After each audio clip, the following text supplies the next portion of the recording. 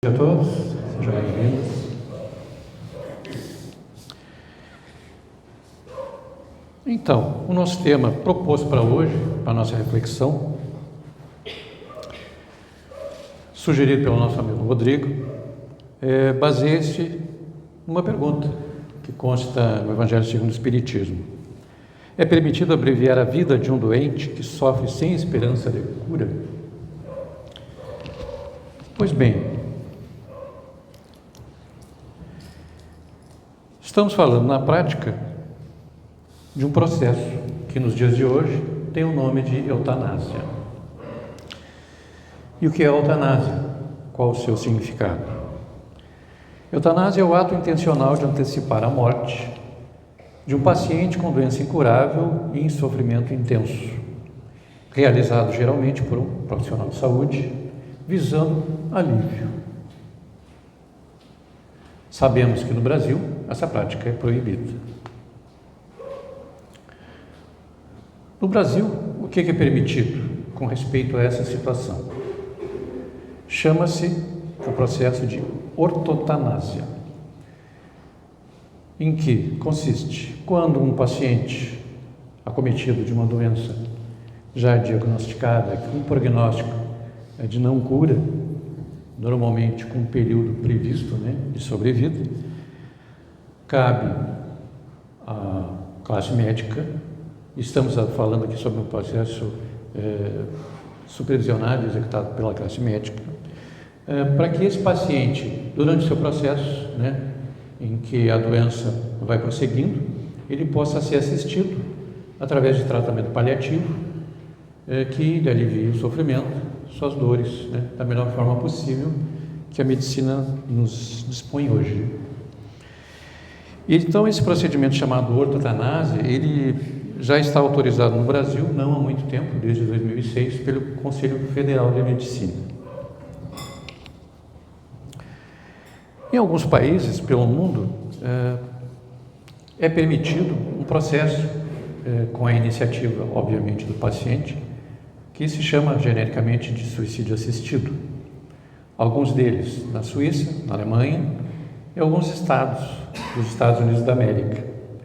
Pelo que nós sabemos, então, nesse país, cada estado da federação possui uma certa independência para tratar de alguns temas. Muito bem, então, a eutanásia, ela, ou abreviar a vida de um paciente que sofre, ela tem algumas motivações. E a principal delas, obviamente, é o sofrimento físico pelo que passa essa pessoa. Sofrimento físico, psicológico também. E dentre esses sofrimentos, além da dor em si, existe aquela questão também de o próprio paciente querer preservar a sua dignidade, já que muitas doenças desfiguram, fisicamente uma pessoa, as abatem, enfim, levam a modificações que ela se sente, obviamente, com seu amor próprio atingido, já que durante a sua vida, antes dessa doença, ela obviamente tinha outra condição. E alguns temores também que todos nós podemos trazer, da vida presente, em que mesmo passando por essa doença e que sobrevivendo a essa questão, a esse momento, também nos esperam outros enfrentamentos nessa vida, em que nós podemos até querer nos furtar.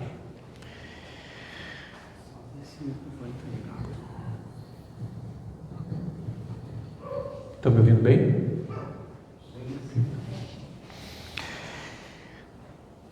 Dentre outras motivações, fora a motivação do próprio paciente, nós temos, infelizmente, motivações das nossas próprias sociedades pelo mundo.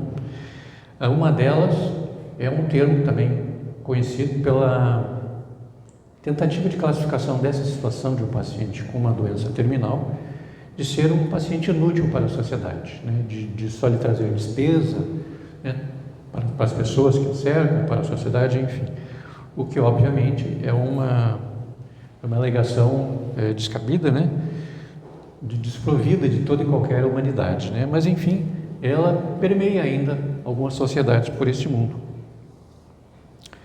inclusive incluindo idosos, né? Outro motivo abominável, né, que nos tempos passados era bastante difundido, eram aquela tentativa de eugenia, ou seja, de tirar a vida daquele ser que não interessasse à sociedade presente. Abominável, obviamente, mas infelizmente ainda transita, em muito menor número, por algumas sociedades por este mundo. E dentro dessa questão da eugenia, nós podemos ter muitas abordagens, né, muitas reflexões, e uma delas, por exemplo, poderia ser a questão dos bebês anencéfalos, né, que é um mal já diagnosticado, né, provado pela ciência, daqueles bebês que no feto materno, apresentam malformação do cérebro, e a ciência, de uma forma bastante consistente, comprova que esses bebês, após o nascimento, não vão ter uma vida muito longa, né? De alguns dias, semanas, com casos raríssimos, né? De alguns anos. Mas isso, obviamente, está pacificado pela lei brasileira, baseado na estatística médica, né? Mas, obviamente, podemos nos perguntar, e realmente a ciência tem como nos provar? Né? Do ponto de vista da espiritualidade, não existiria vida aí? Então, para subsidiar a nossa reflexão, nós vamos trazer um trecho do Livro dos Espíritos, na pergunta 356. Há crianças natimortas que não foram destinadas à encarnação de um espírito?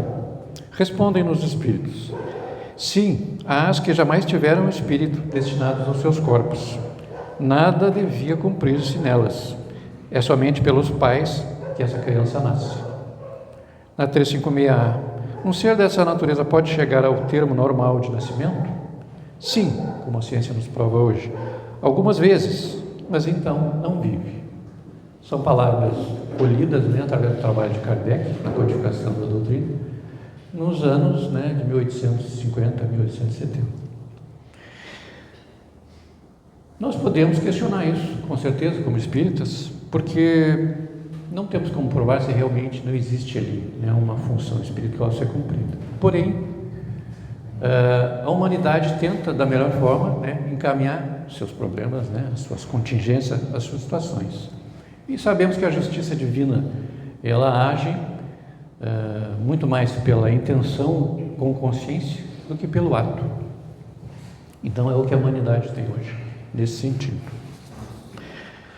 Bueno, estamos falando de morte, né? Mas vamos falar de vida. O que é a vida? É o que temos de mais precioso no nosso plano material. E ela deve ser preservada a todo custo, porque qual é o objetivo de estarmos aqui encarnados? Na doutrina espírita, nós aprendemos, entendemos, né, e assimilamos que o objetivo da encarnação é melhorar o espírito. Né? O espírito precisa passar por todas as contingências que a encarnação nos traz. Desde o nascimento, o reaprendizado, a tomada de consciência, tornar-se adulto, lidar com as relações humanas, todos esses desafios que nós temos, né, dos mais singelos aos mais complexos, nos dão a oportunidade de crescer. Então, a oportunidade de estarmos vivos é muito valiosa. E enquanto conscientes, né, disso, nós precisamos preservar a vida, que é o nosso bem, né, um bem maior, um bem tangível, que nos oportuniza aqui estarmos. E nesse contexto de preservação da vida, a humanidade desenvolveu a medicina. E a medicina, apesar de todos os avanços, né, científicos que vemos no dia a dia, ela ainda pode receber aquela expressão, a arte de curar. Porque a medicina, ela aborda casos estatísticos, registrados, mas cada situação é individual. Cada processo, mesmo que mapeado, mesmo que repetido, né, nos compêndios da medicina, nas experiências, cada situação tem sua particularidade.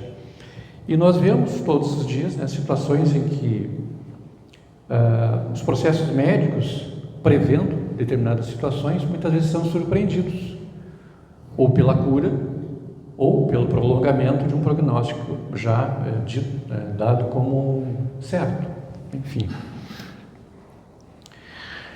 Mas, enfim, a medicina ela vem com esse objetivo, não só de preservar a vida, mas torná-la uma vida de qualidade, porque a medicina ao longo dos anos, dos séculos e nos dias atuais tem um enfoque bem diferente da medicina dos anos anteriores, dos séculos anteriores, em que rege que a medicina, o objetivo da medicina é promover a saúde, prevenir doenças, diagnosticar e tratar enfermidades, além de aliviar a dor e o sofrimento humanos. Então, essa preocupação com a vida nos dias de hoje, ela não se reduz a curar os males, mas sim preveni-los, sim tornar a nossa vida mais saudável e antecipar as situações que possam nos acometer, possam perturbar a nossa existência. E o ser humano tem todas as condições hoje para que as vidas de todos nós sejam as mais saudáveis possíveis, obviamente, de acordo com cada história pessoal que nós temos a enfrentar. Então a medicina nos dá, basicamente, já falando de doenças estabelecidas, extrapolando a questão da prevenção, nos fornece dois panoramas, quando uma doença nos acomete. O primeiro deles é o diagnóstico, ou seja, a investigação dos males que se apresentam, das possíveis causas, tentando mapear toda a origem da doença que está acometido o ser, nesse momento, e a partir desse diagnóstico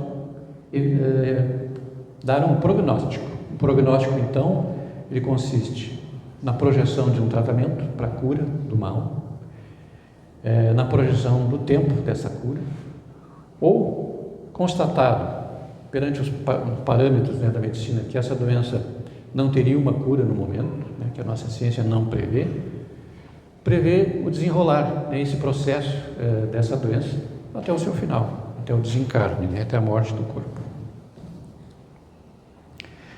Então, por isso que nós nos referimos que ainda a arte de curar é um termo aplicável, porque nós não temos 100% certeza de prever como vai se comportar essa doença daqui para frente.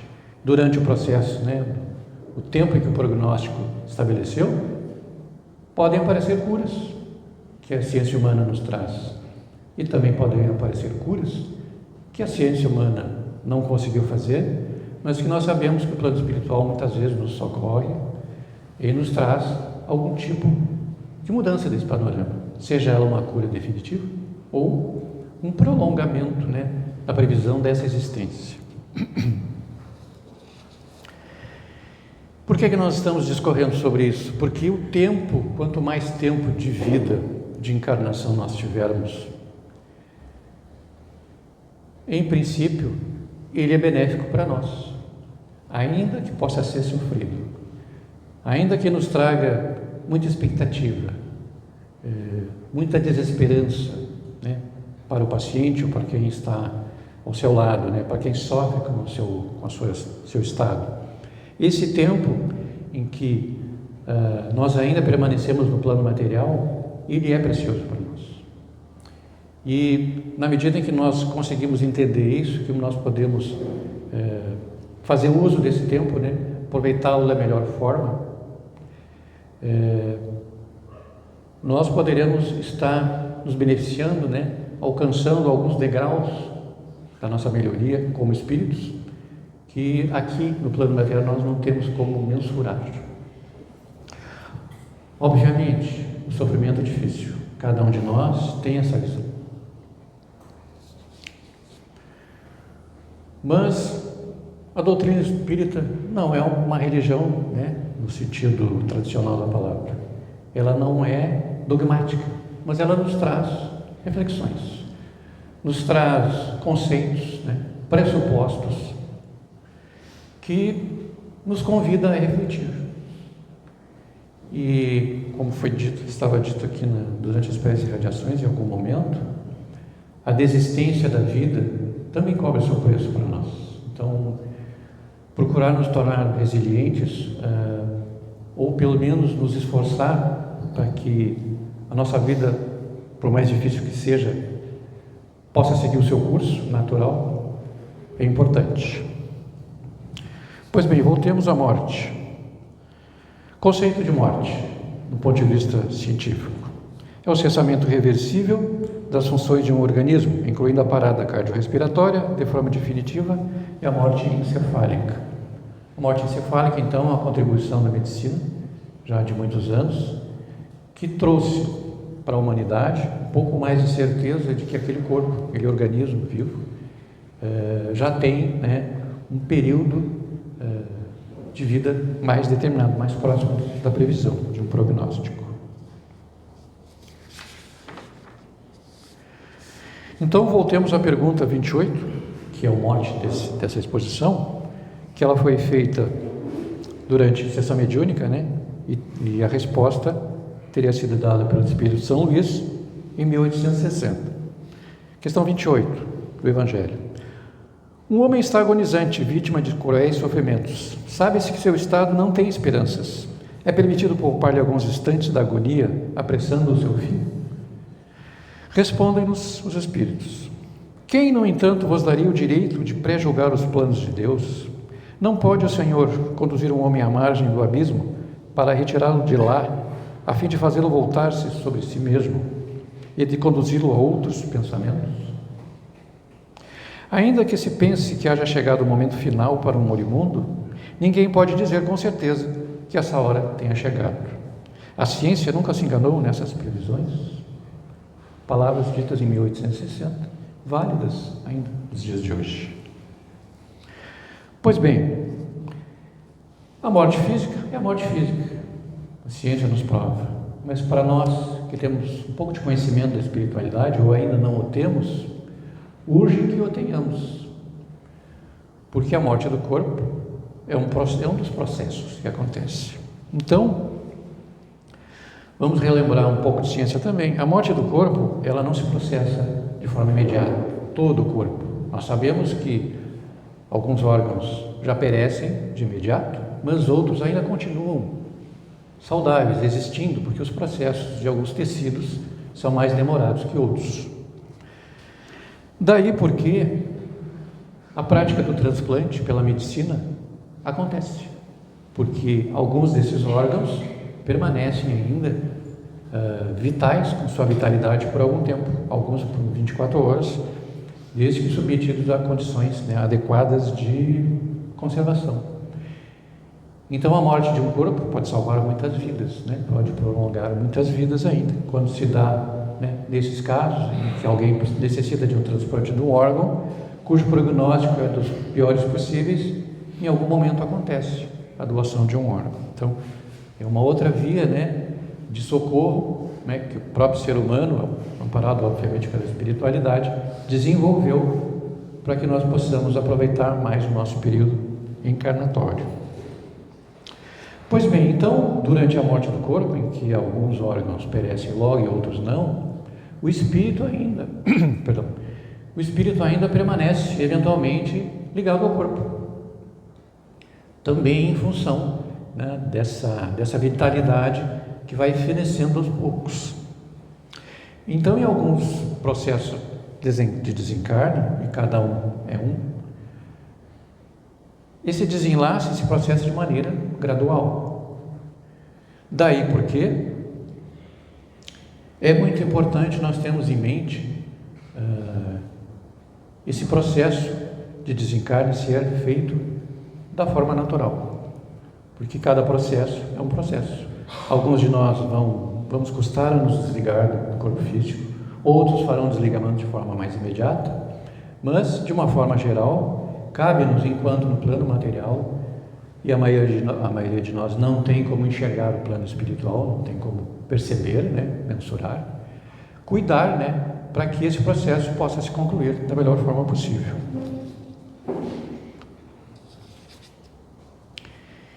Então, tendo isso em mente, procurando usufruir ou aproveitar esse processo de desencarne de forma natural, nós temos ditos, né, pela própria espiritualidade, que tipo de processo pode ocorrer, principalmente nos momentos finais, né? Ainda que possa ocorrer durante todo o processo, mas nos momentos finais em que, se algum de nós quiser furtar aquela pessoa que sofre e antecipar o seu desencarne, o que ela pode perder? Pode perder oportunidades. Então, trazendo algumas citações ainda da questão 28, dito ainda pelo Espírito, denominado São Luís: o materialista que vê o corpo, que vê apenas o corpo, não se dá conta da alma. Não pode compreender essas coisas. Mas o espírita, ou espiritualista, que sabe o que se passa além do túmulo, conhece o valor do último pensamento. Suavizai os últimos sofrimentos, tanto quanto vos seja possível fazê-lo, mas guardai-vos de encurtar a vida. Que seja apenas por um minuto, pois esse minuto pode poupar muitas lágrimas no futuro. Muitas vezes, quando vemos um ente querido a sofrer, nós pensamos em abreviar-lhe a vida. Mas, talvez, muitas vezes, pensando mais em nós do que no próprio ente querido. Principalmente se nós temos essa noção do plano espiritual. Então, o que pode acontecer durante esse processo ou apenas nos minutos finais? Aquele espírito pode estar portando um sentimento ainda em que ressente-se, né, do que pode ter feito durante a sua existência material.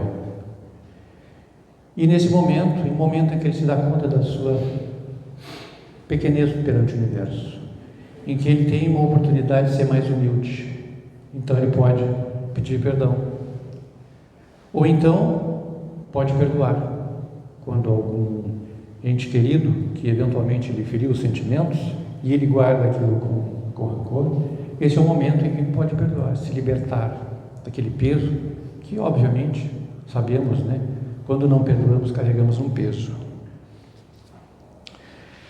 Também pode perceber-se que, se durante a sua vida abusou das questões materiais e julgou-se imune, né, às leis do universo, ele pode perceber que ele é mais um ser humano importante, mas não tem nenhum privilégio. Então, consciente dessa pequenez, ele desenvolveu a humildade. Então, esse processo espiritual que se processa, essa modificação necessária para que ele perceba, né, alguns erros que cometeu na vida, isso é muito importante para o espírito. E esse processo é uma cura espiritual, porque o sofrimento na carne nos modifica o nosso perispírito. Nós nos libertamos, né, de mazelas que até podemos ter trazido de outras existências.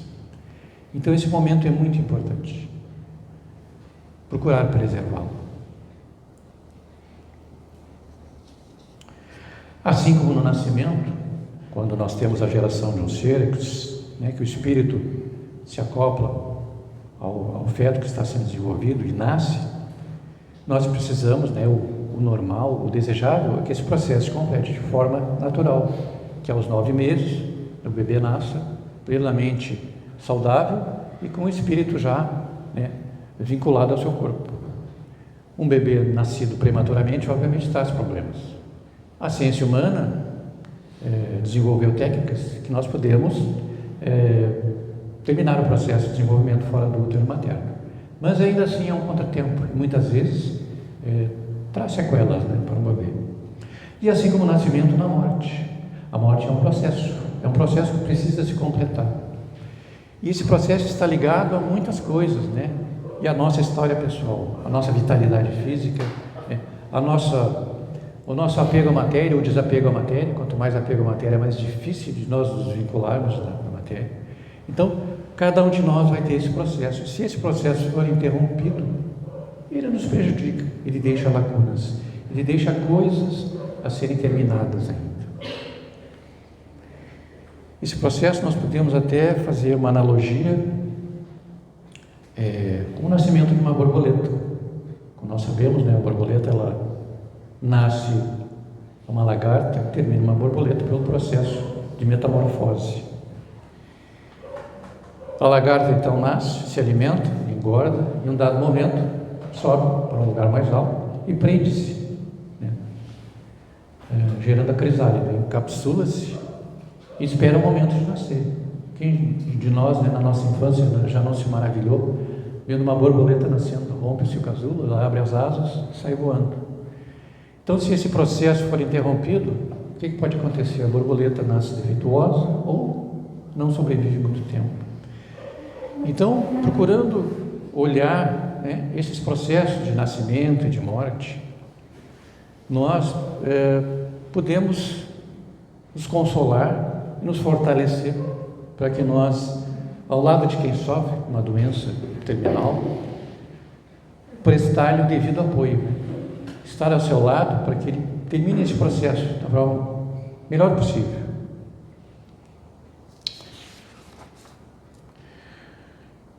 Enfrentar uma doença terminal não é fácil. A ciência nos traz um processo, né, já documentou, a ciência da psicologia, e é importante nós, se estivermos dando suporte para alguém, procurarmos entender um pouquinho disso, para que nós, fortalecidos, possamos oferecer o nosso apoio para essa pessoa. Então, quando nos acomete um diagnóstico de uma doença terminal definitiva, nós temos vários processos: a negação, o isolamento, a raiva, a revolta, a inveja, o ressentimento, a barganha, quando nós, na esperança de nos curarmos, procuramos barganhar com Deus, com a vida ou com aquilo que nós entendamos que possa haver uma troca. Depois podemos cair em depressão e, no final, a aceitação. Aceitação de que a morte se aproxima, de que não haverá um retorno. Nós trazemos alguns textos da doutora Elizabeth Kubler-Ross, uma médica psiquiatra americana, que ela escreveu um livro muito conhecido, que é A Morte e o Morrer. Então ela traz essa mensagem para aqueles que estão ao lado de pacientes em vias de desencarne, né? O doente terminal sofre muito mais a dor da solidão. É o que mais lhe faz fraquejar nesses instantes. Por que não lhe oferecer a morte? Por que então lhe oferecer a morte antecipada em lugar do nosso carinho, afeto, compreensão, apoio e respeito? Aprendemos que a morte em si não é um problema para o paciente, mas o medo de morrer nasce do sentimento de desesperança, de desamparo, isolamento que o acompanha. E para encerrar, nós vamos trazer um poema que está nesse livro Eutanásia, a Luz do Espiritismo, no qual baseamos a nossa exposição. O paciente terminal. No leito da morte, debate-se o corpo e a alma estremece, pensando na sorte. No leito de morte, sem hora, sem dia, largado enlanguece, mas busca o consorte. No leito de morte, tabela UTI, CTI, CTC, precisa ser forte. No leito de morte, carente, só intenta a família rever e rogar-lhe um norte. Temente, tristonho, sem sonho, sozinho, apenas quer ser e quer ter, no último instante, amor e carinho.